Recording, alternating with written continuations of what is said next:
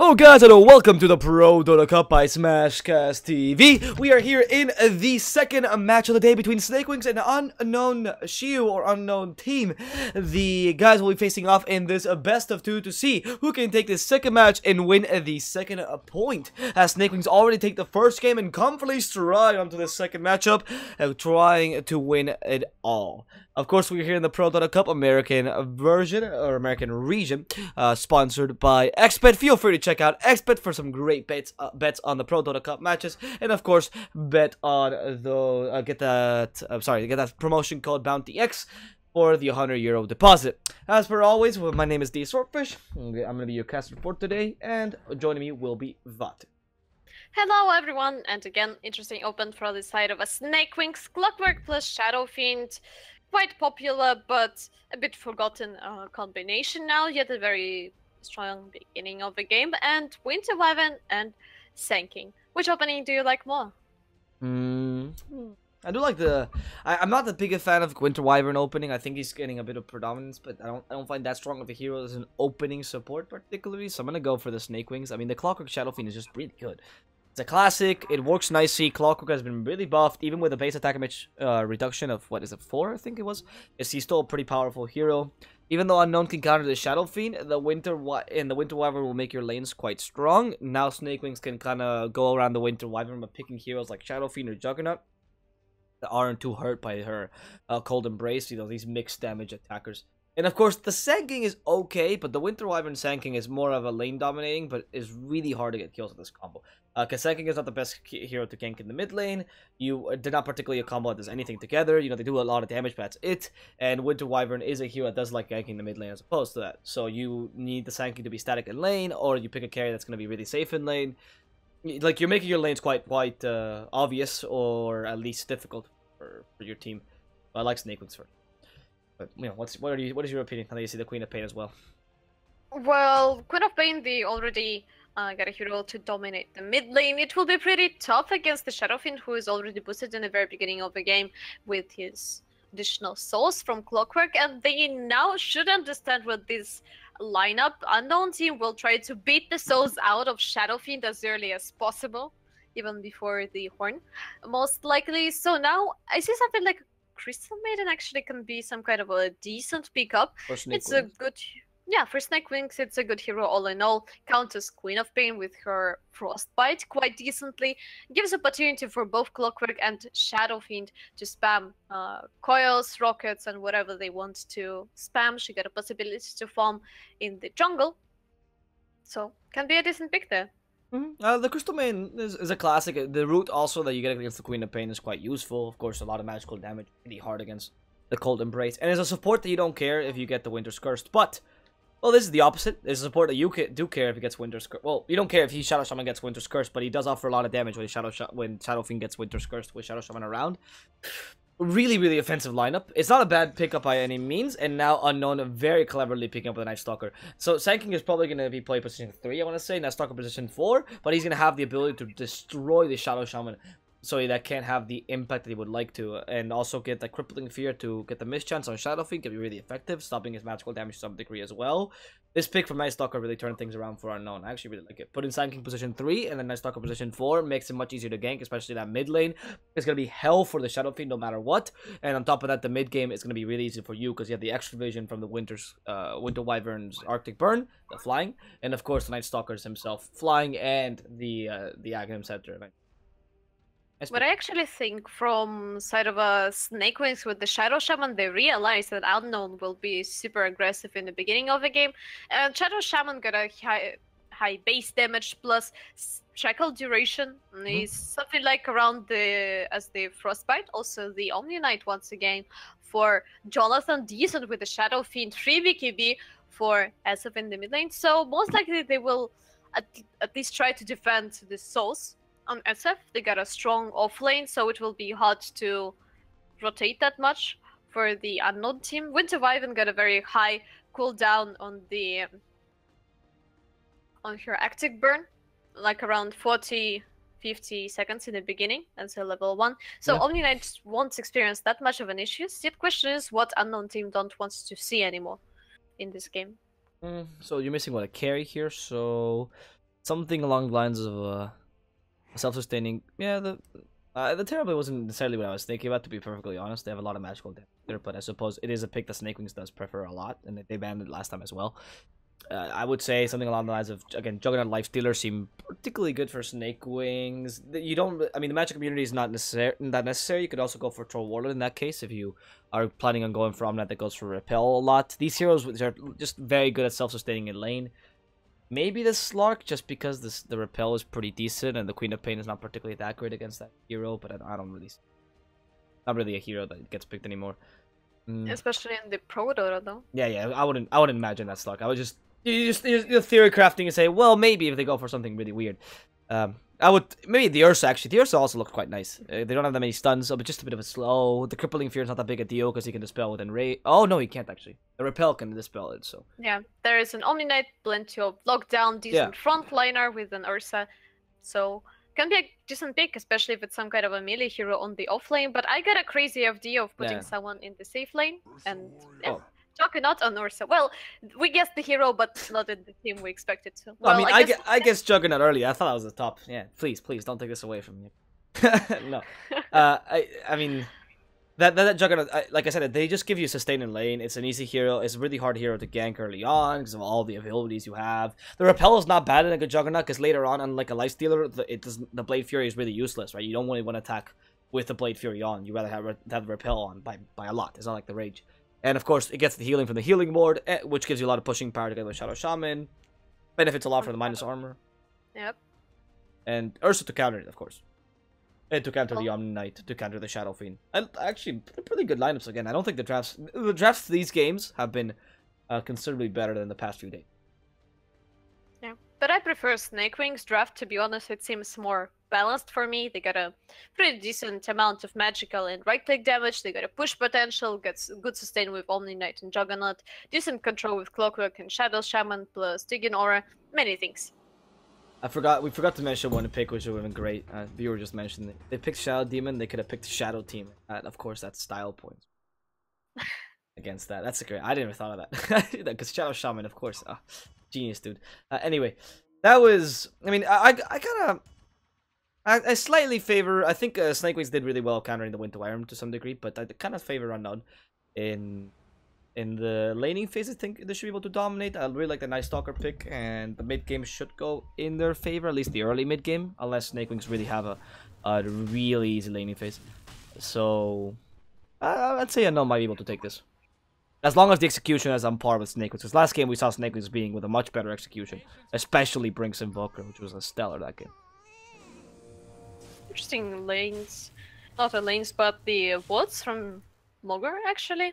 Not that easily dewattable, not that easily guessed. Plus C is a small. What, this ward? This is pretty part. This is pretty easy. In the mid. Well, mostly you see it somewhere here or closer to this area. Yeah, and mostly what is being sentry somewhere here. Oh, right. I see what you mean. Right. I don't know. I think a generic... I hate the camera moves at one. I think a generic sentry would be able to the ward. We're going to go with warding again because I think it's very interesting. Like, if you want to go for the safe ward, I think putting a ward here gives you around the same vision. Just a bit less. Like, it kind of cuts around here. And there's no way they're dewarding one here. But... Yeah.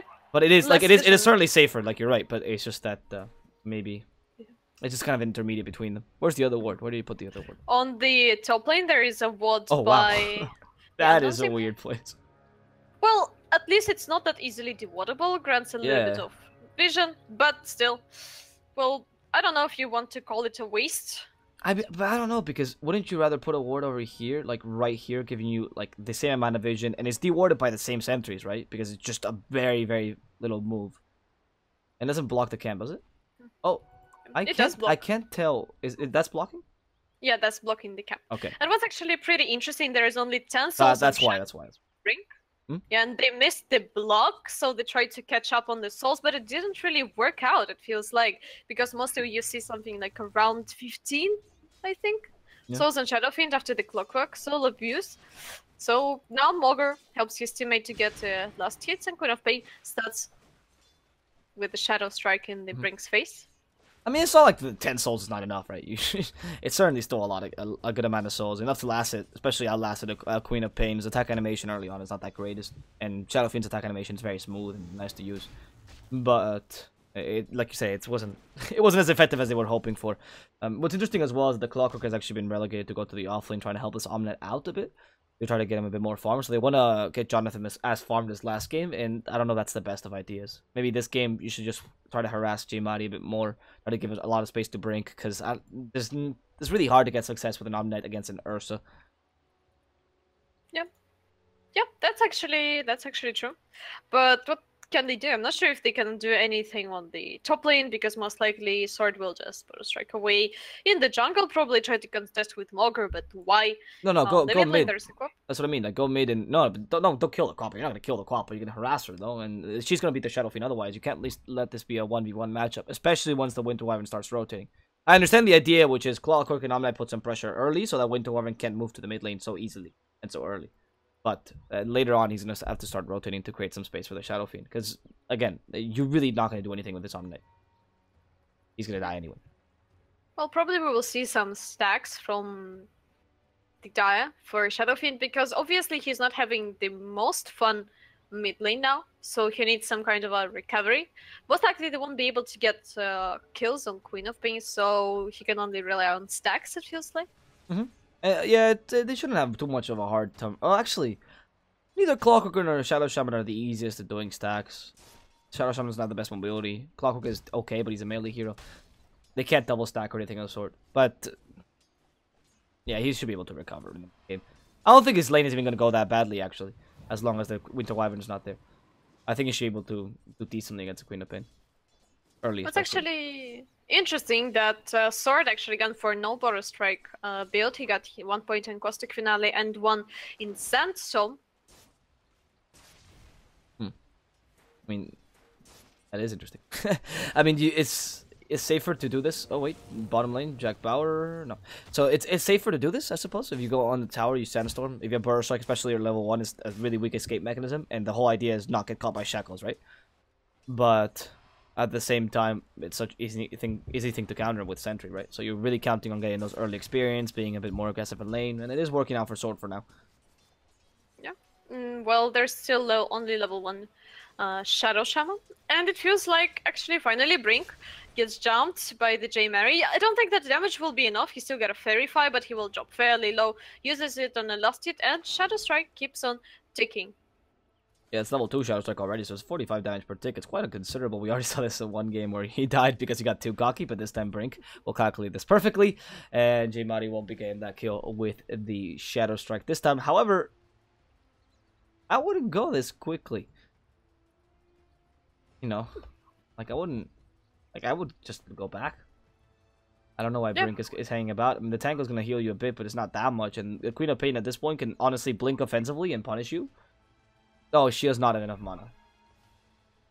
No, like with the right clicks, it feels like it's going to be completely enough to finish off Brink. Yeah? Yeah, she got no Fairy Fire, there is 16 mana for Blink, and I'm not sure actually if Jmari will go for it. Maybe Brink is baiting. Yeah. Oh, 1 hit, 2 hits. Yeah, it's a Peruvian team. Like, you can't give these opportunities to South American teams knowing how aggressive they like to play. Now, however, in comes Gijo. Jmari's like, oh, wrong place. Come on, run. He's not faster than the Clockwork, especially now with the boots, but the cogs don't catch him in. Ooh, Gijo there got really excited, but instead, at least took away his mana, so that means no blink. The clarity gets taken away by the Queen of Pain, and now she is forced to back out. Yeah. Well, she brought herself a bottle, so plenty of sustain to come back. Oh, and Invisrun got snatched. That's gonna hurt. That means you have to use one of the bounties, but there's none left, right, to recover. So that's only 1 set of bottles. Yeah, and now she is abusing the courier with a bottle. Poor Shagbark getting abused, getting killed. Life of the courier is a very unpleasant one. Right, they could kill the courier here, the Clockwork or the Winter Wyvern, especially the Winter Wyvern. Try to rotate here. Why am I saying this? Sorry, wrong team. If the Clockwork or the Shadow Shaman try to rotate here, they could try to get the kill on the courier now that they know that it has the bottle on it, because they should have seen it. But they don't want to force it, because they know the flying courier is coming anyway. It's a bit of a hard kill. So I'm going to just let it. Oh, Sword actually survives on 1 HP. There is no detection from side of a Snakewingz. Sentry Ward was already committed on the top lane. And literally on 20 HP, Sanking runs away back to the base. It feels like Invisrun was a bit of wasted on the Clockwork. He got no mana for Battery Assault. So Unfortunate times. Yeah, he really couldn't do much. It's most more of the stealing. The fact, oh, okay, careful, bottom lane. Jonathan, he's fighting against a Night Stalker. It was already nighttime. And more than anything, you're making him waste time. But in the mid lane, however, Jmadi's been shackled down. Mogur from the shadows. What an intelligent rotation there. As soon as nighttime came up, he rotates mid lane, taking advantage of the lack of vision there. And they knew they had no vision around that side. Well, they must have guessed from all the engagements. So, really smart by Mogur. Really good rotation. Well, very well timed. Actually, what's also interesting when you're playing with the Night Stalker, you mostly expect aggression from your own NS, yeah? And you know that, maybe the opponent's team will be careful, yeah, and got someone to back up, Brink, yeah? Stand somewhere close, but not actually being offensive, because with Night Stalker it can be turned quite easily. But instead, they are changing the patterns, and in the nighttime, your own mid laner dies. Yeah. Unfortunate times for J-Mary. I mean, nighttime is also good for Shadow Shaman, just obviously not as good as, as the Night Stalker because it's low range. And now they're going to try to do something against Brink. Jmadi has a blink, but is scared of using it just yet. Now that the cogs have been wasted, goes in, but the shackles, it was a trap the whole time! And they're going to get the kill on the Queen of Pain, and no, wow, he missed the deny. There was no deny. He missed the deny. Well, this is why Mogur plays support, because he just can't last it, right? Well, what's the most unfortunate thing there, that Salve was committed by Brink there, and it got cancelled with the first tick of a Shadow Strike. Not the most unfortunate thing. And another game of pauses, actually, today. I think it's just the servers on US East are not. I mean, I'm counting the pause time, but it's really hard when every single pause is 5 seconds. Anyway. That kill was ended up being pretty good bait by Snakewingz. It's a pity that the Shadow Fiend died and they couldn't complete it entirely. And now in the top lane, Sword. Okay, tried to be clever there by burst striking immediately, but wasn't able to do so. And he died. Yeah, sweet guess by Brink. Instantly, Kara got a hit back. Well, Shadow Fiend is on top of a... No, actually, yeah, he is almost on top of the network. Both cores from side of a Snakewingz are doing quite decent. The Snakewingz are farming the lanes quite well. The only hero that's been left kind of alone is really the Ursa, but he's still, well, not really alone. He's been fighting against the Omnight, just the supports aren't ganking him. And the top lane, similarly, the Juggernaut's been destroying Sword, and now Sword, oh god, he can't even burst like himself away. That's only level 1 burst, like, that build of maxing Caustic Finale. I know the idea is to go against the Juggernaut because he's melee, but it's difficult. And now they can even get a kill onto Vendetta. They used the cogs, but not in time. Nah, he'll survive.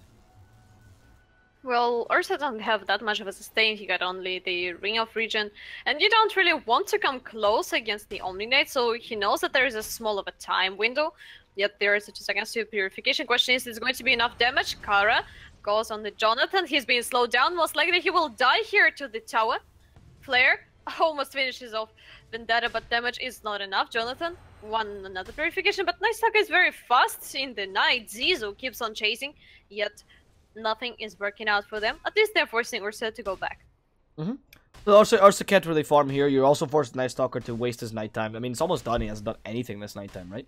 Even though he did have a decent level 2, which is what you expect from a support Night Stalker early on. They couldn't put the aggression they were looking for, and it seems like the draft from the guys at Snakewingz really countered this, and now Mogur looking for another kill onto Jmadi doesn't have enough mana though for those shackles. He's just waiting for it. In goes Brink, wants to harass him, and it seems like another bait. In comes the Shadow Shaman, and might just find shackles onto. Oh, what an angle! Sonic wave from Jmadi down from the left line, and Clogger comes in, really mad, gets the cogs. At least they can kill Alone. Alone is still level 5 though, so it's kind of hard to bring him down. The Splinter Blast onto Mogur. In comes Jmadi. He's looking for more blood, and he's gonna find the Shadow Shamans specifically. Now going up to Jack Bauer, but Jack Bauer will survive this. However, that was a really good play by Jmadi. Great positioning. Yeah, that was a very smart choice, and this couple of, like, 1, 2, 6 mana actually put everything to ashes for Brink, even though they're trying to make the same trick, but Jmadi is not buying this anymore. You know the saying, the fool me once, shame on me, on you, but fool me twice, shame on me. Yeah, that's not gonna happen. Yeah, and there is an Invest rune now on the Queen of Pain. Next item she's going to get is a Power Threats. Question is, will she finish her Veil of Discord? Can be quite decent. You have a Sanking in your team plus Winter Wyvern. Yeah, I think the Veil of Discord is a really good idea for Queen of Pain. Also the armor, actually. Bottom lane, Jonathan. You're swiped. One more attack. Vendetta just can't chase him with that Degen Aura, but should be able to kill him regardless. One last hit from Vendetta will do the trick there. Yeah, I think the Veil Discord is pretty good just because of the armor as well against the Shadow Fiend to kind of counter his annoying presence of the Dark Lord aura. You also have a lot of physical damage in him in team. The stats for the Veil Discord in general are pretty good. It's a cheap item. You already have 2 null talismans, so why not? Yeah, it's like some kind of item when you can get something else instead. Question is, we will see something like Foster or Yo's Scepter for Queen of Pain. Yo's can be quite decent. You're playing against the Juggernauts, a little bit of a counter to Omni Knight, survive the hook shot into batteries. A good pickup on Queen of Pain. At least you need to get one defensive item, in my opinion. Yeah. I mean, I guess it depends really on how the game goes from now on, because if you have been losing for now, but they recovered slightly, you might want to go full offense with the kind of lineup you have. Alone, though, is being harassed in the bottom lane. Oh, that was a clever TP. I'm not going to be able to do it, though. In the end, he goes down, and the big fat Winter Wyvern breaks a bunch of trees as he dies. As a Brink in the top lane fights Kara, crippling fear. Not that much of a mischance when it's daytime, and yeah, that raise to finish him off. Really good positioning. That's good races by Brink today, even though maybe his mid lane is not the most successful. Still, he's getting a solo kills on the Sanking, on the Night Stalker, who are trying to still mess with him. That's the problem. What's your issue? Yeah. So there is a level 9 or level 11 Shadow Fiend. He already got his threats and 4 points in coils. Do you really want to mess with this guy, especially if you're alone? That's true. You really can't go up against. I mean, you can't go up against Brink even as a team, because even though you're decently tanky, you just can't deal with this combination of magical and physical damage. And as we were talking about in the drafting phase, you need kind of these combined damages. However, Queen of Pain can. Sonic Wave, boom. And this is what you have to do. Punish him whenever he's in a bad position, and even though he can fight offensively. Yeah. Well, Queen of Pain collects a lot of kills now. Sadly, she can't snowball that hard because she got assists, but instead of a use, Scepter, she goes for Orchid. So I guess the objective for the Orchid is going to be Omni Knight. Most likely, that's the most annoying guy of them all. You could stop the Juggernaut before he gets the month. Nah, he's gonna get modest. Yeah, I can't imagine. Maybe the Shadow Shaman, stop his shackles. Like early on in the game, might be useful. The Shadow Fiend if he's Rekiming. Because they don't actually have a way to stop the Rekim, actually. And besides the Burrow Strike, right? Or the Crippling Fear. So they might want to use that Orchid. It's not a bad Curse also.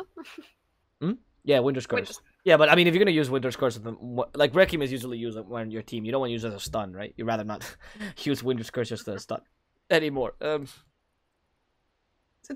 don't know. I think maybe building Veil into the Orchid would have been better, considering you're not doing the best in the early game and you do want to use the Ursa a bit more. And I do like the idea again of Epicenter. It does add a lot of damage, and also Night Stalker to some degree with his Void, also considerable amount of damage. Splinter Blast, pretty high damage spells in general.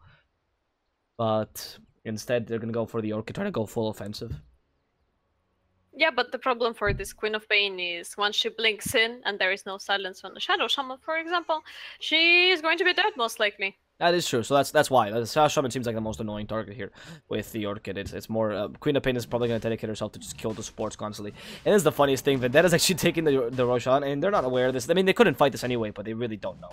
Because it's just under the noses. She will be dead, it feels like. Oh my god, Alone, what play.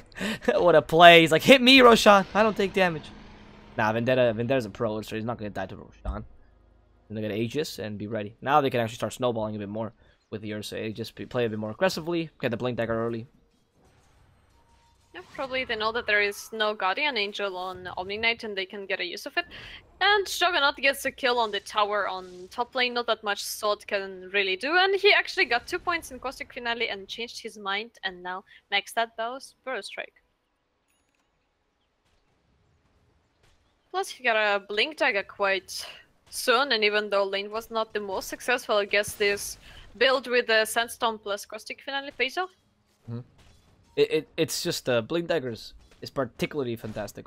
Sorry, not Blink Daggers. Sanking is particularly fantastic at farming items really quickly, even if the lanes don't go well for him. So it was fine. That was a weird build regardless because you died, but it's fine that you lost your lane. It's not really that big of a deal. It's not the end of the world whatsoever. because you can just farm lanes insanely quickly with a couple levels of Caustic Finale. It might have been why Sword got a couple levels early, maybe, just to farm a bit quicker with the Caustic, but regardless, he's gonna be happy now. As they try to defend these towers a bit. They go on to the Juggernaut. Okay, they need to destroy the healing ward if anything. Gata doesn't want to commit to this, and in the end, they're just gonna let him farm even further. Why harass him if the healing ward is still up? You're not gonna do much there. Winter Wyvern with the Arctic Burn needs to destroy that healing ward. Ah, won't find the kitty. That kitty will survive. That's a lucky kitty. At least one kind of animal is not finally dying in this game. I actually can't predict where there be any more career kills. I guess with the Queen of Pain and Shadow Fiend, it's gonna be quite possible. You know, random couriers running into the fights with the items. And actually, instead of going for Radiance, Omni Knight goes for Guardian Greaves. Snakes committed. Okay, Sword just burst right in. Sandstorm to prevent any further follow-up. And Regimus... Okay, no, I was just preparing it. Yeah, I like the Graves build, though. I think it's really clever, because you're not winning by that much. You don't get the Midas so early. I still think the Midas is okay on Omni Knight, but if you want to play greedily, that's also fine. You go for Gardener Greaves. You have 2 carries in this case, not just 1. So you're much more secure about them being able to, you know, win you the late game anyway. So all you have to do is secure their mid game. As long as they don't die, you're happy. That's true, but still he farms not that fast, but this additional sustain with the Guardian Greaves can be very decent, especially when you're experiencing so much issues with the Epicenter plus Sonic Wave. That's a lot of damage, which is incoming in a matter of seconds, so you really need something to grant you immediate sustain. With Mako, with the Guardian Greaves, you got this possibility, but simply using Healing Ward is not enough. Yeah, exactly. You really need to have the extra healing, especially the burst healing, right? The healing ward is going to start really becoming worse and worse as the game goes. Well, not worse, but it's just the healing, the sustained healing will not be enough to stop the Queen of Pain or the Ursa, both guys being bursters, to destroying the Shadow Fiend and the Juggernaut. However, Shadow Fiend himself already went for the Dragonlance for extra tank ability. Actually tanks quite nicely in terms of strength gain. Pretty surprising. 2.3 for an agility carry is not bad at all, especially for a ranged agility carry of all things. It's even better than Juggernauts. And also going to be going for a Shadow Blade after that Dragonlance to get a couple of those Requiem of Souls ganks and try to get that space for Snakewingz to really start taking those towers.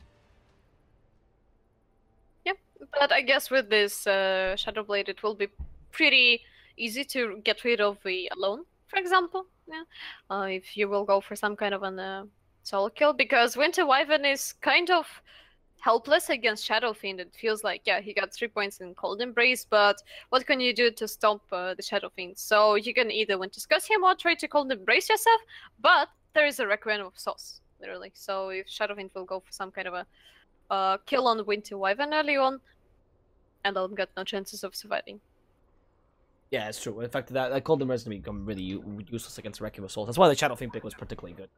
You really can't use Cold Embrace to save anyone. It's more of a setup against Requiem of Souls. Like, if you use the Cold Embrace on the Queen of Pain, for example, because you think, I'm saving her, it's, oh, thank you. That's an ultimate for me. And that's an easy kill for Brink.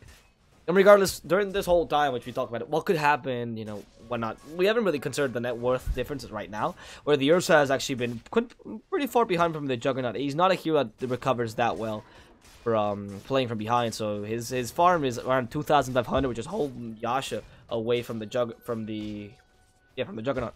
And if he doesn't get his Blink Dagger soon, starts getting some kills to recover, this game is just gonna go worse and worse for him, especially if Snakewingz play defensively. Okay, bye Merkur. Yeah, Winter Scar's committed. Oh. Oh wow. Well, that's a stand-in, right? Alone's a stand-in, and you can tell because they had a slight miscommunication there. It doesn't really matter. They still got the kill anyway. Just wasted a Sonic Wave for it. And Winter's Curse for a Shadow. Oh right, yeah, they wasted both, right? Of course. Yeah, that was a very unfortunate way. Yet there is a Blink Dagger up on Sanking plus Epicenter. Well, that's this important. Winter Wyvern opening, yeah, that's important that they get this Sanking. So, but will they really fight without Winter's Curse and the Sonic Wave though? That's a good point.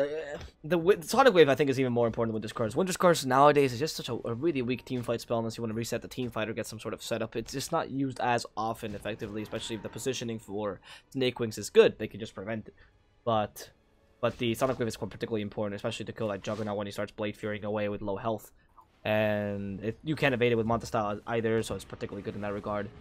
They just defend the tower and play defensively. Oh no, that just wasted a hook shot. So maybe they could fight now. Netstalker though has been stunned out with the shackles. He's trying to run away. Doesn't have enough time. He's gonna go down. Burst strike onto 4 though. Sword just catches everyone. The epicenter. Did he just cancel it before he burst striked?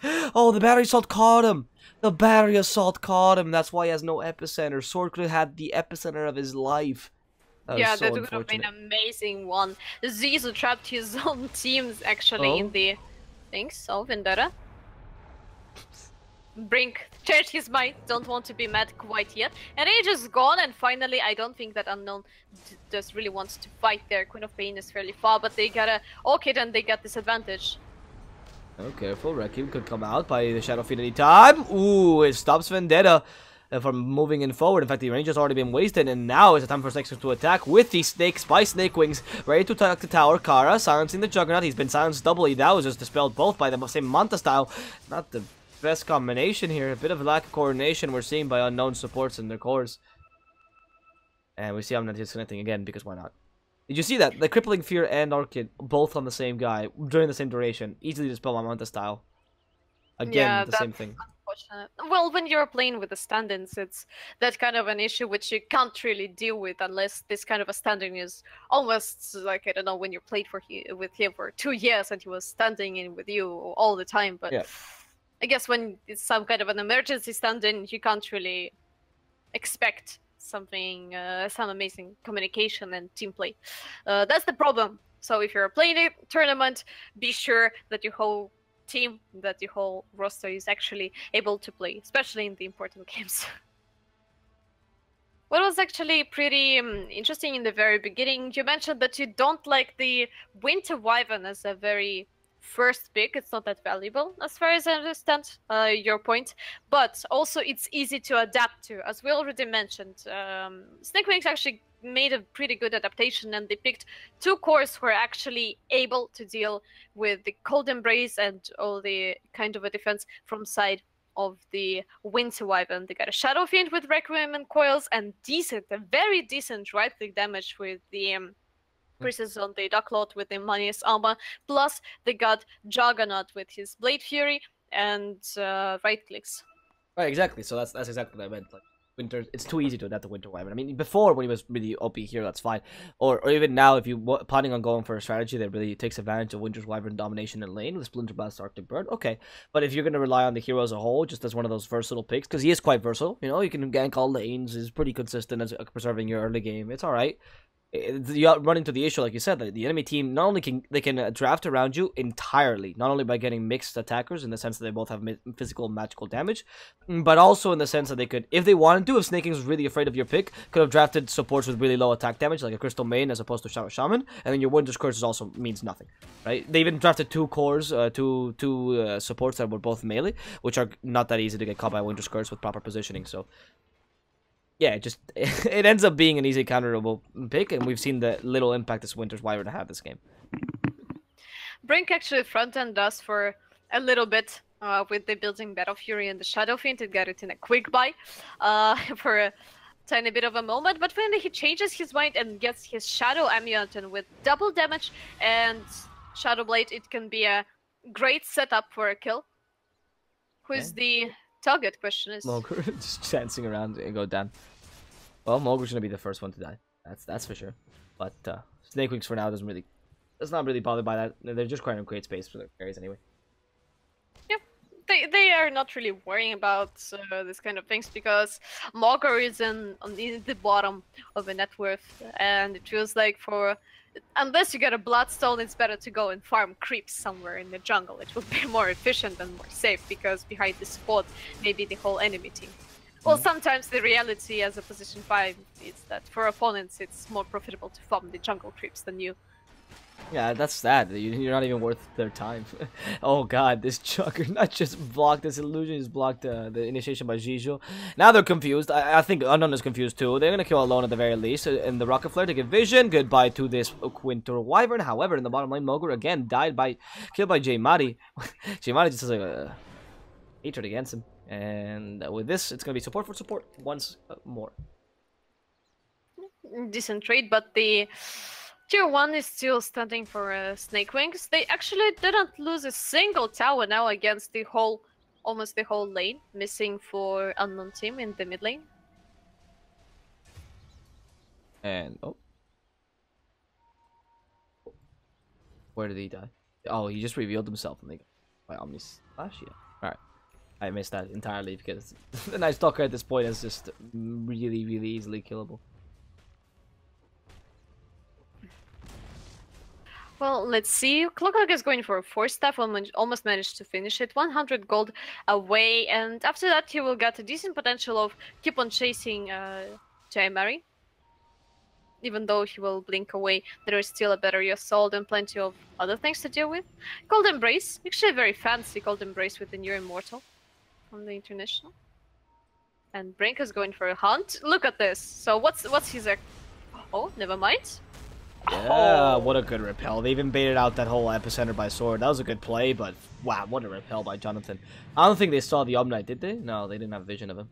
So that poor sword just committed to this and sadly did not get the kill. Now look, Jisho's like, hey guys, I still want to kill this Winter, so let's just kill him. Yep, cool. Bye, Alone. And now Brink joins in, about to destroy the Night Stalker. He gets healed back completely. Will get that kill. No, he actually hits J-Mari instead. Didn't have vision of the Night Stalker. But Sword is being slowed down. J-Mari actually forced away from this team fight. Brink is a machine of damage. Jesus, they can't walk away from him. He's just shredding everyone as soon as they get close to him. And again, Jonathan disconnecting. Wow, it's just unfortunate. Yeah, there is a lot of DCs, but Sanking will run away regardless. That's a game of pauses. This servers are not merciful today at all.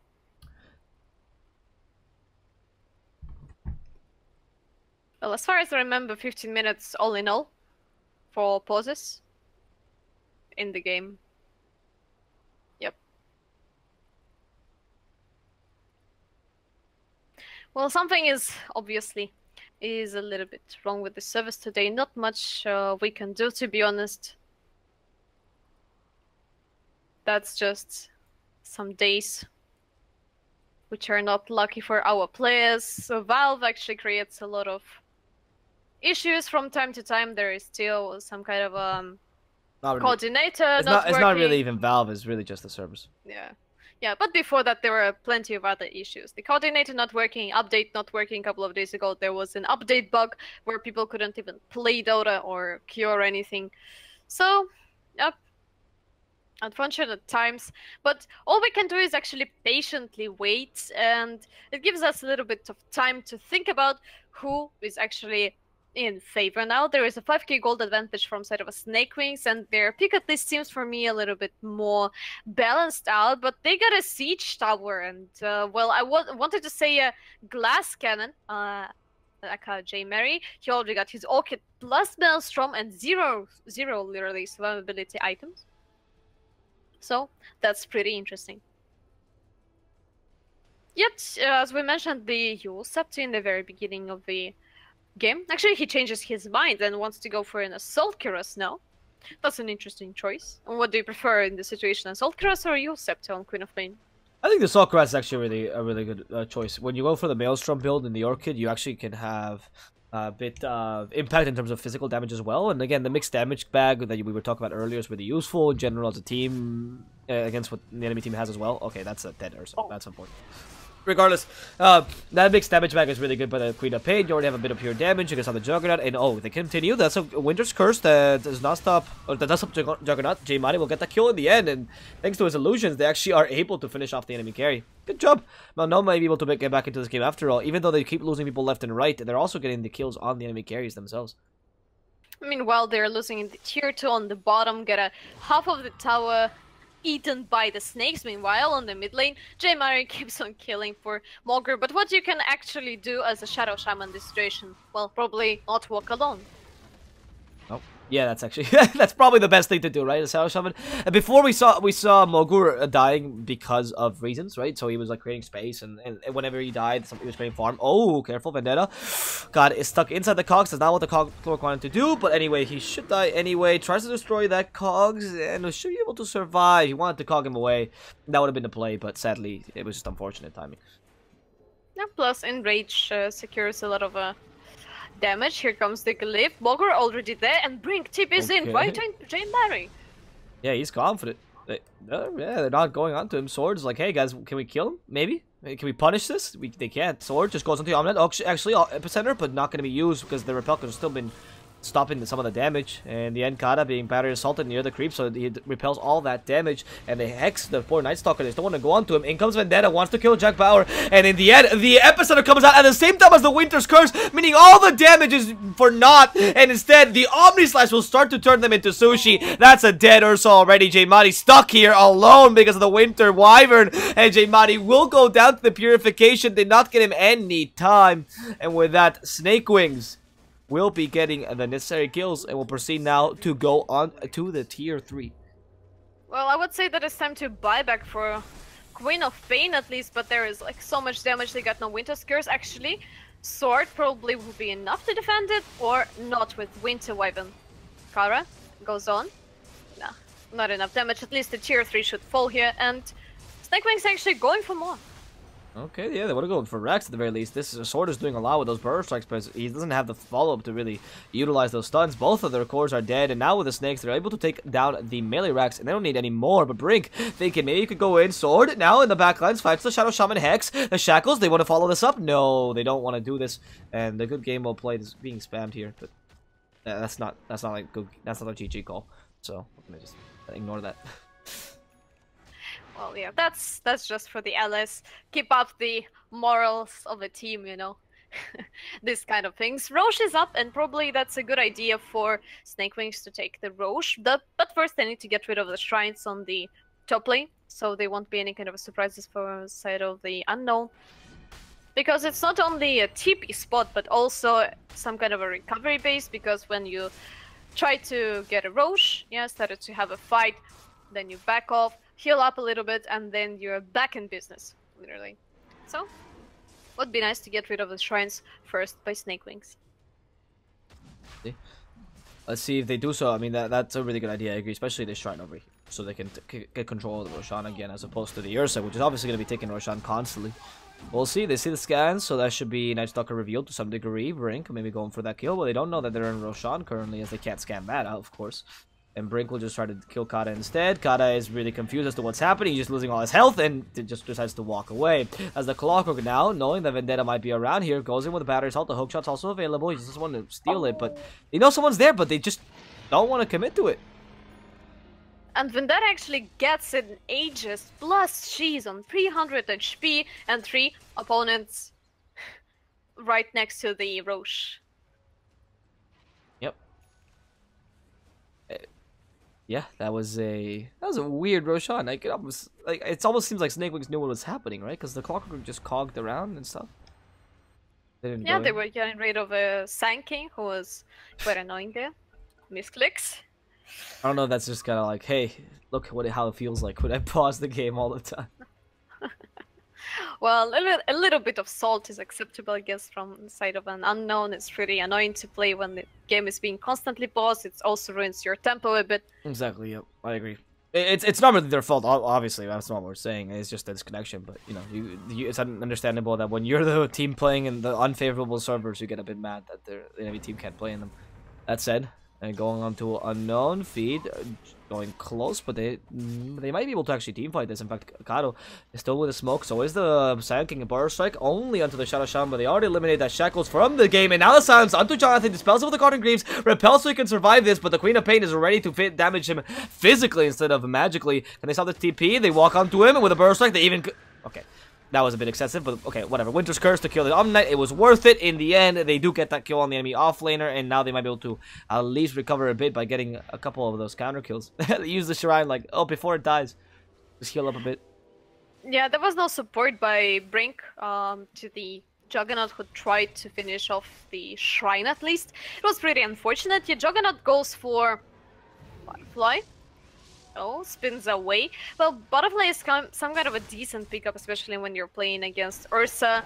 And MKB is a very expensive item. Meanwhile, the Trapped Sword, here comes the Hurricane Pike on Vendetta. Well, most likely it won't end up with anything. There is no ways to catch up. There is no hookshot. Most likely everything is going to be okay. Yet Mogor, it wants the blood, but it's going to be his own blood Brink.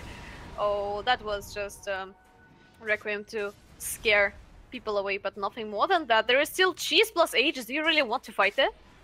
Oh, I mean, they seem to want to. At least Vendetta's gonna go in, and now Feed is rethinking his choices, but they already lost the Aegis. In comes the Queen of Pain, still has the Sonic Wave available. That's a lot of damage onto the Juggernaut, but the great Cog stops Jimari from going in. Berserk even misses, so they can't even punish Isho for this play. And now the Hurricane Pike Brink deals a lot of damage to Vendetta, but they save him thanks to that Cold Embrace. In comes Jimari, has already killed the Juggernaut with a Sonic Wave, and he's able to get that final kill. Oh, what a beautiful Winter's Curse finally to ensure that this Omni dies for sure, and he can't heal up anyone. He still has the Guardian Angel available. He will use it just on himself as the Ursa runs in against the Shadow Fiend, runs away as well as he realized that's not a good play. And Jonathan can't be hit by anything. The Urshock also misses on him because of course he still has the Repel on and that Pipe or the Hood of Defiance. Meanwhile, the Ursa, who bit off a bit more than he could chew, is going to end up going down.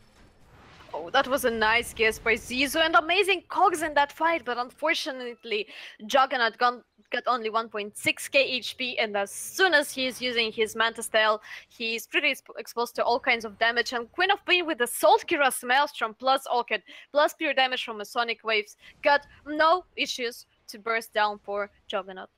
And I ended up being, I mean, that ended up being a pretty good play by Unknown in the end. Aside for the last Ursa thing, let's forget that happened. Let's pretend Ursa never dived in.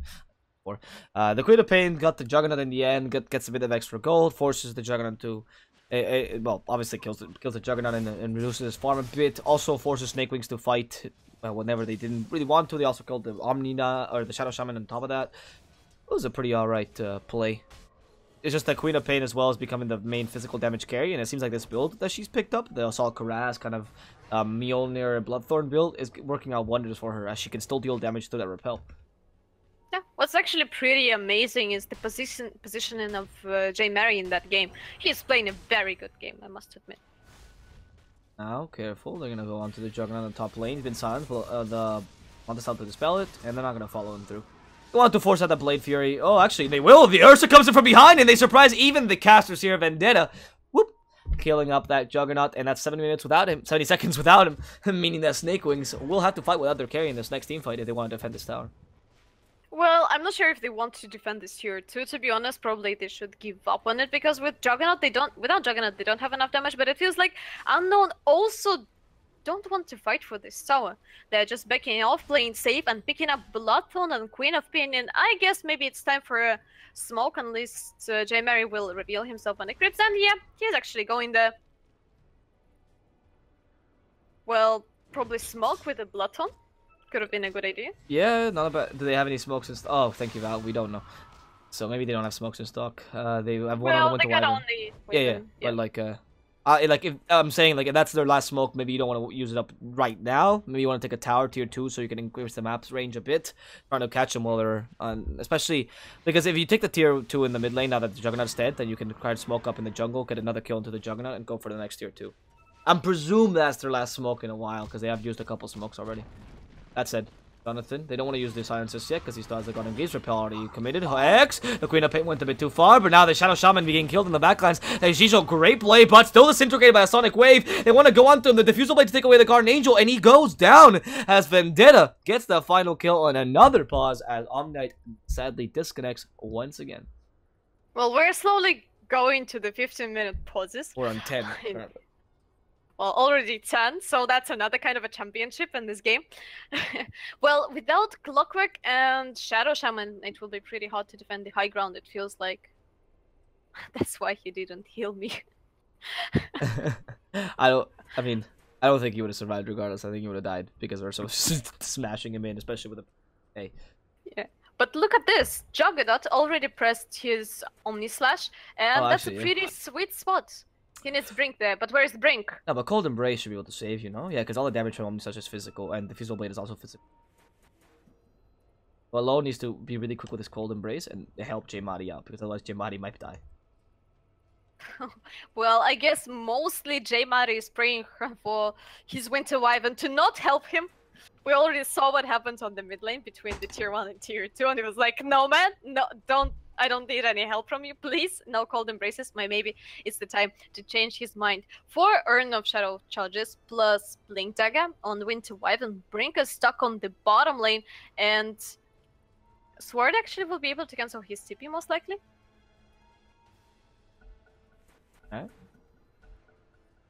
So 1 more minute added. Now we're down to 11. Okay, they don't even need a cold embrace. Actually use it on himself. How did that happen? The Queen of Pain died regardless. In the end, Jonathan. Ooh, the Juggernaut just destroyed everyone with those crits. They went in so far and... Okay, that was a pretty good play. That was a pretty... Wait, who did he kill? Well... No, he killed Jonathan. I thought he killed the Juggernaut. Never mind. No, that's... It's not okay. actually... I mean, it's an offlaner for a support, right? Sword, meanwhile, was like, hey guys, let's go in. Let's all feed, woo! And they go onto the Juggernaut. It doesn't have enough damage to kill him, obviously, but the Sandstorm is quite hopeful. The Healing Ward, Sword just has to walk away. He gets the 4 steps to survive this. The Fusel Blade on the Juggernaut, not committed just yet, because the 4 steps still available, and in the end, Sword is just way too quick. What are you... Okay, what are you doing, man? He is just playing... No, Okay, is Sword gonna survive this? It's almost to the point where you kind of... I mean, he still has the Yule Scepter and the Blink Dagger. Should be okay. One more DC. Maybe it's time to say, he doesn't have a buyback anyway. He's dead, and all the other kind of a pop game. You might want to economize your pause time, mainly because we're getting close to that 15-minute mark. Yep, but Juggernaut actually managed to finish his Butterfly by this time, 30 minutes in, level 21. No MKB on co-op, no MKB anytime soon on Ursa. He gone for a Desolator instead because they desperately need some kind of a right click on tower, so they will be able to push fast. The Queen of Pain is quite decent for this, but Snakewingz are much better with Juggernaut and Shadow Fiend plus Shadow Shaman. That's also pretty interesting. Shadow Shaman gun for the Drums of Endurance, but I guess it's very important to get a little bit of an HP and movement speed if you want to run away from Ursa and Night Saga, who are quite fast. And Shadow Fiend actually picked up Silver Age, a bit of an HP for him, what's really important, plus a bit of slow. Any other ideas why Shadow, like Silver Age, can be good?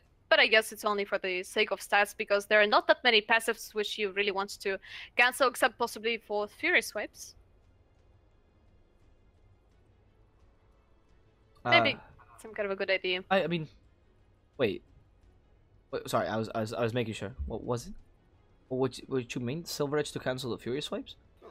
Yeah, I mean, it cancels every single passive as far as I remember. Right, no, yeah, but I mean, like, I don't think that's even the concern. It's just more than 50% damage, right? Yeah. Yeah, at least, and a little bit of an HP. Like, yeah. I mean, the stats are nice, but I do think the 50% damage in this game, where you have the Co-op and the Ursa bursting you down, are both pretty. Or 12. Like, I think that's mainly the reason. On top of the stats, of course, which is the main reason I would like Scotty though over Orchid, if I'm honest. Get. No, maybe I'm wrong. I would like to see Scythe of Ice on this Omnite as opposed to the Pipe, because the Pipe has not been that useful, considering the Epicenter has just not been effective this game at all. I know the Pipe was obviously for that Epicenter, but they haven't been using it effectively because of the Winter's Curse and whatnot. Maybe go for a Scythe of Ice or something like that, try to stop the Queen of Pain. Even a Lotus Orb would have been really useful on Omnite over the Pipe, and then go for more stats and Shadow Fiend. But it's not like it's a bad itemization, I understand the Orchid pick. That's actually pretty interesting that Sword is creating so much space, even though he was a only survivor for a very long time. He managed to kill the creep, or the Kriya, I'm sorry, and now he is actually going in the free man from side of a Snakewingz. Just look at this, what are you doing? No, he's gonna survive. Look at this Sword, calculate this perfectly. He's gonna try to no, he died. He died mid-burst strike. And now the Broken Queen of Pain is not gonna go down thanks to her blink. I had so much hope for Sword. So much hope. He could have Yule Scepter there and then tried to Burrow Strike away, because by the time he Yule Scepter, the clock would have lost his battery assault.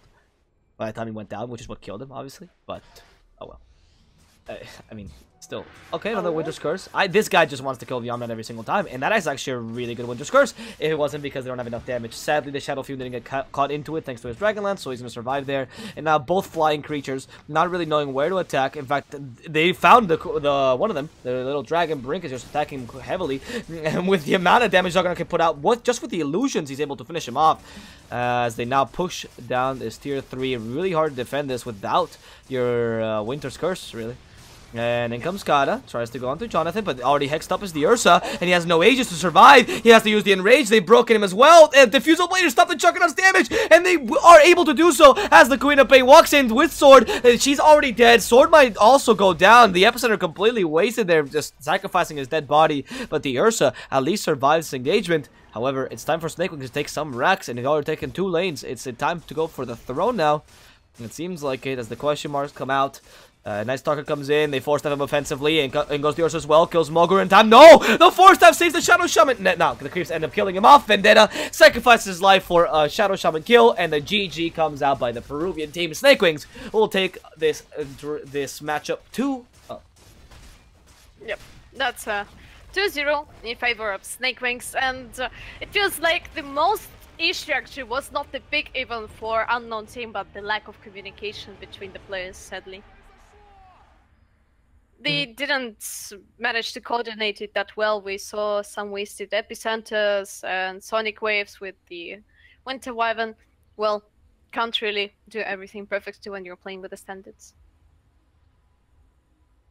Yeah, we'll see. We'll see if Adam can recover with the next matches. Hopefully, getting stands that are more coordinated with. They played along more often. It's not really the fault of the stands or the players, like you mentioned. It's just hard when you haven't played for them a long time, especially heroes like Winter Wyvern, which does require a lot of coordination. Regardless, really well played by Snakewingz. Honestly, well played by especially Shijo with those Clockwork plays. Had some pretty stellar plays, and Mogu with a Shadow Shaman early on. Really good use of the vision. That said, guys, we will be back with the last game of the day between the guys of Thunder Awaken and Mind's Eye. So stay tuned for that. Enjoy some tunes while we wait and we prepare the next lobby. And we'll see you guys then with the final best of 2 between the Peruvian team and the American team for the ProDota Cup American version. Of course, sponsored by XBet.